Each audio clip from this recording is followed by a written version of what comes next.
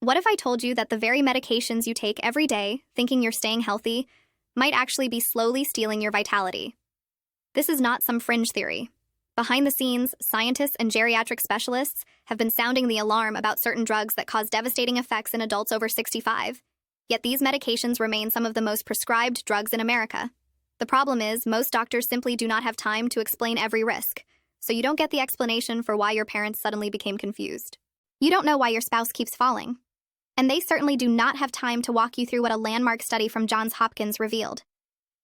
Researchers found that adverse drug reactions send over 2 million older adults to emergency rooms every single year. 2 million. And the truly shocking part? Most of these emergencies were completely preventable. The drugs we're about to discuss have been hiding in plain sight. They sit innocently in medicine cabinets across the country. Your loved ones take them every morning, without fully understanding the risks. And wait until you hear about number 2 on our list. The evidence against this common medication is so compelling that researchers called it a public health crisis that demands immediate attention. So here is what the latest science wants you to know. Before we dive in, I have 2 questions for you. First, how many medications does your loved one currently take each day? Second, has anyone explained all the potential side effects to them? Drop your answers in the comments below. We are reading and replying to each and every comment. Now, without any further ado, let's get started. Number 5, diphenhydramine, Benadryl, and sleep aids. Starting at number 5 on our list is a medication that millions of seniors reach for every single night. Diphenhydramine is the active ingredient in Benadryl and countless over-the-counter sleep aids like Tylenol PM, Squil, and Advil PM. You can buy it anywhere without a prescription. This easy availability makes people assume it must be safe. That assumption could be harming your loved one's brain. Diphenhydramine belongs to a class of drugs called anticholinergics. These medications work by blocking a chemical messenger in the brain called acetylcholine. This same chemical messenger plays a crucial role in memory, learning, and attention. When you block it, problems can develop. A groundbreaking study published in JAMA Internal Medicine in 2015 followed nearly 3,500 adults aged 65 and older for over 7 years. The researchers discovered something alarming. People who used anticholinergic drugs like diphenhydramine for 3 years or longer had a 54% increased risk of developing dementia. Let that sink in. Taking Benadryl regularly for 3 years increased dementia risk by more than half. The problem gets worse when you understand how aging changes the body. As we get older, our livers and kidneys become less efficient at clearing medications. This means diphenhydramine stays in an older person's system much longer than in a younger person. A dose that would wear off in 4 hours for a 30-year-old might linger for 12 hours or more in someone over 65. During all that time, the drug continues blocking acetylcholine in the brain.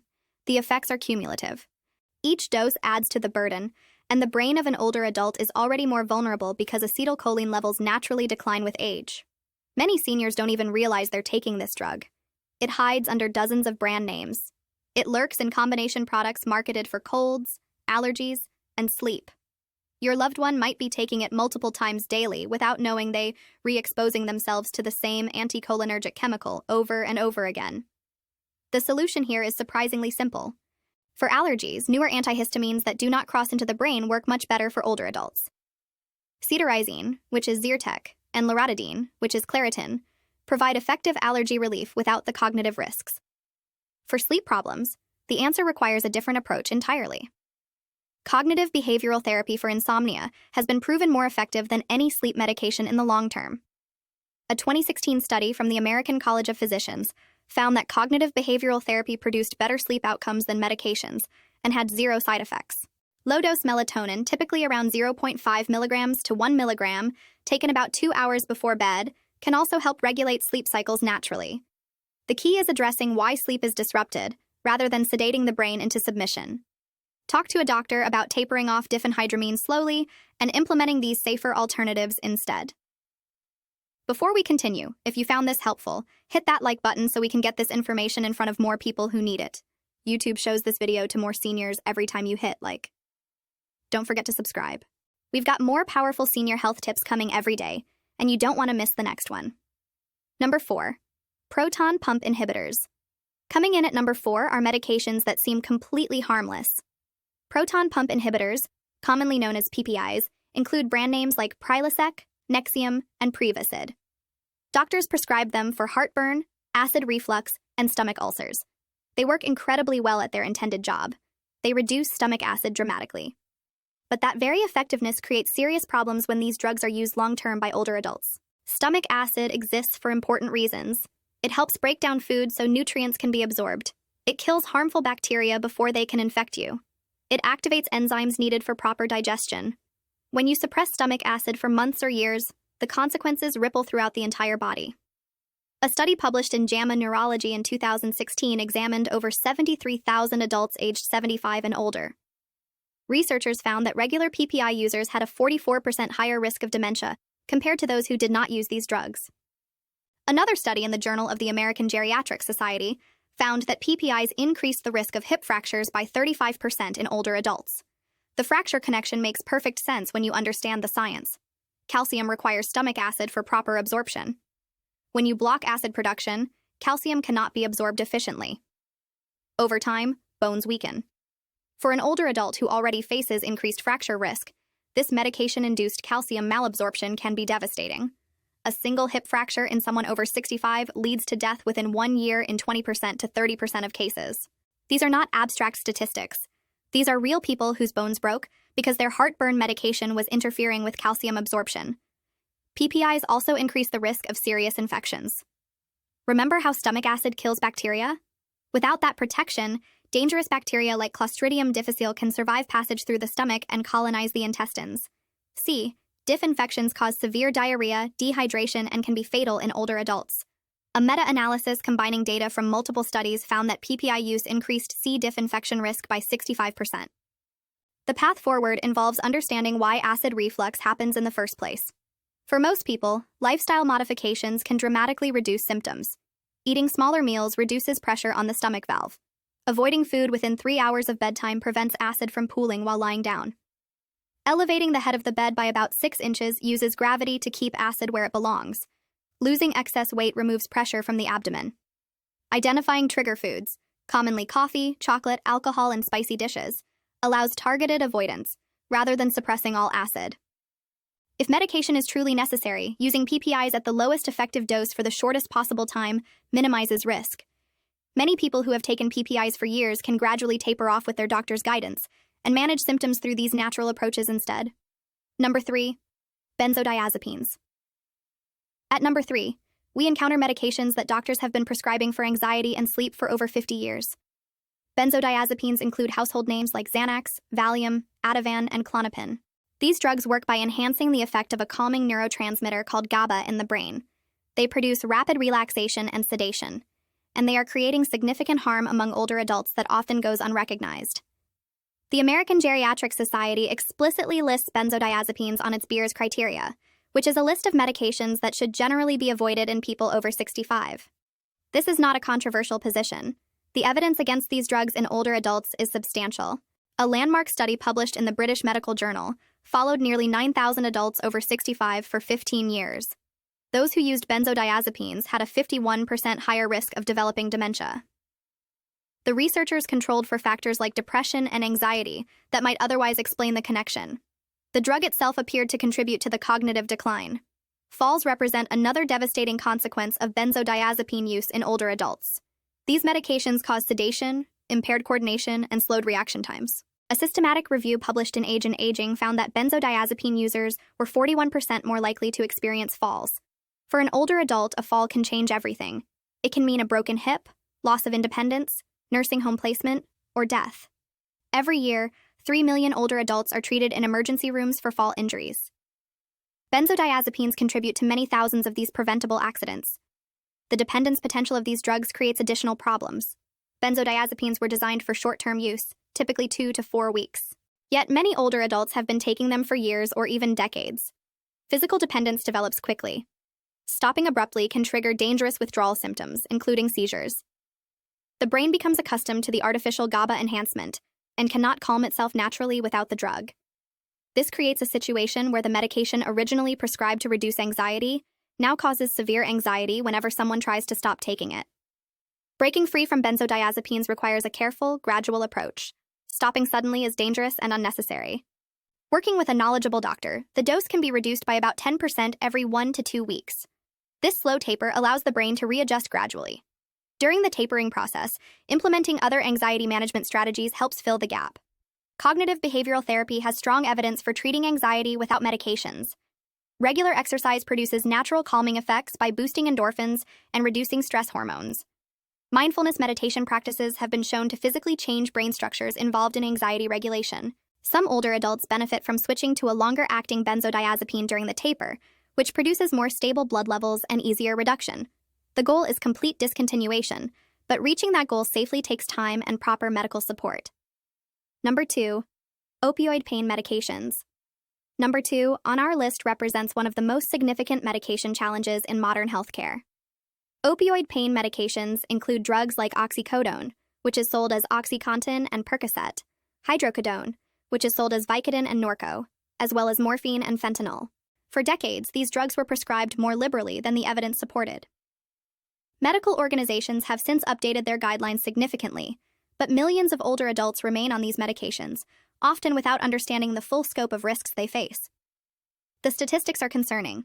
Adults over 65 receive more opioid prescriptions than any other age group. A CDC study found that opioid-related hospitalizations among older adults increased by 34% in just 5 years. Overdose deaths in this age group have been climbing steadily, but death is only the most extreme outcome. The daily toll of opioid use in older adults includes falls, confusion, constipation so severe it requires emergency intervention, and a phenomenon called opioid-induced hyperalgesia, which means the pain medication actually makes pain worse over time. The fall risk associated with opioids in older adults cannot be overstated. A study in JAMA Internal Medicine found that opioid use increased fall risk by 400% in the first 2 weeks of starting therapy. 400%. These drugs cause dizziness, sedation, and impaired balance in everyone. In an older adult whose coordination is already affected by aging, the effects are magnified dramatically. The cognitive effects of opioids mirror those of the other drugs on this list. Research published in the Journal of the American Geriatric Society found that older adults taking opioids performed significantly worse on tests of memory and attention compared to those not taking these drugs. Long-term opioid use may contribute to lasting cognitive decline. The brain changes that occur during chronic opioid use do not simply reverse when the drugs are stopped. Finding better approaches to chronic pain is essential. First, pain in older adults deserves thorough investigation rather than a reflexive prescription. Sometimes pain signals an underlying condition that can be specifically treated. Second, non-drug approaches to pain management often work better than opioids for chronic pain. Physical therapy strengthens supporting muscles and improves function. Cognitive behavioral therapy for pain helps rewire how the brain processes pain signals. Studies show that CBT can reduce chronic pain intensity by 30% or more without any medications. Acupuncture has moderate evidence supporting its use for several chronic pain conditions. Topical treatments like lidocaine patches can address localized pain without systemic side effects. Low-dose antidepressants, particularly duloxetine and certain tricyclics, can modulate pain pathways when other approaches are insufficient. For older adults currently taking opioids, working with a pain specialist to develop a comprehensive tapering plan while implementing these alternatives offers the best path forward. Number 1. Anticholinergic medications, especially bladder drugs like oxybutynin. The medication class that earns the number 1 spot on our list might surprise you. Strong anticholinergic drugs, particularly bladder medications like oxybutynin, which is sold as Ditropan, tolterodine, which is sold as Detrol, and sulfasenacin, which is sold as Vesicare, pose extraordinary risks to older adults that most people never hear about. These drugs are routinely prescribed for overactive bladder, a condition that affects millions of seniors, and they may be systematically harming brain function in ways that go unrecognized. We discussed anticholinergics earlier with diphenhydramine. These bladder medications represent the most potent anticholinergics commonly prescribed to older adults. They flood the body with acetylcholine blocking effects. A 2019 study published in JAMA Internal Medicine examined medical records from over 280,000 adults aged 55 and older. The researchers found that strong anticholinergic drugs increased dementia risk by 50%. For each additional year of use, the risk climbed higher. Among the highest risk medications identified were these bladder drugs. The difficult reality of this situation becomes clear when you understand the full picture. Overactive bladder causes urgency, frequency, and sometimes incontinence. It profoundly affects quality of life. It causes embarrassment and social isolation. Seniors desperate for relief take medications their doctors prescribe. They trust that these drugs are appropriate. They have no idea that they may be trading bladder control for brain function. This is not a trade most people would accept if they were fully informed about the risks. The brain effects often go unnoticed at first. Confusion develops gradually. Memory lapses accumulate. family members might attribute changes to normal aging. The medication connection remains hidden. A study in the Journal of Clinical Pharmacology found that older adults taking oxybutynin showed measurable cognitive decline within just 2 weeks of starting the medication. 2 weeks. Imagine the cumulative impact from years of continuous use. Better options exist for managing overactive bladder. Behavioral approaches should always come first. Bladder training involves gradually increasing the time between bathroom visits, which trains the bladder to hold more urine comfortably. Pelvic floor exercises, often called Kegels, strengthen the muscles that control urination. These exercises have been shown to reduce incontinence episodes by 60% or more when performed consistently. Limiting fluid intake in the evening reduces nighttime urgency. Avoiding bladder irritants like caffeine, alcohol, and artificial sweeteners can make a significant difference. Timing medication doses, particularly diuretics, for earlier in the day prevents nighttime problems. If medication becomes necessary despite behavioral approaches, newer options carry lower risk. Mirabegron, which is sold as Mirbatric, works through an entirely different mechanism that does not block acetylcholine.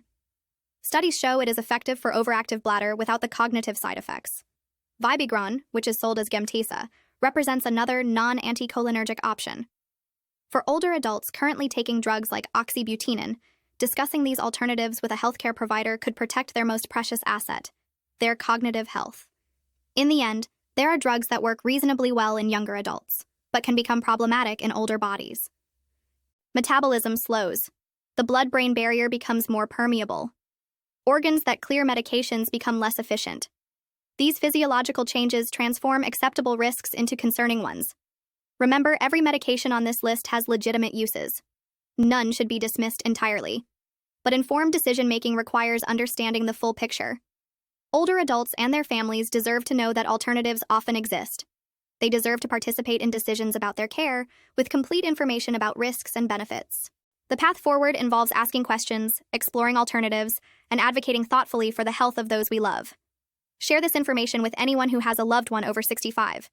The conversation might feel uncomfortable. The changes might take effort. But protecting the minds and bodies of our elders is worth every bit of that effort. Also, a quick reminder. This video is for educational purposes only. Always talk to your healthcare provider before making any changes to your medications. Stay safe and thanks for watching.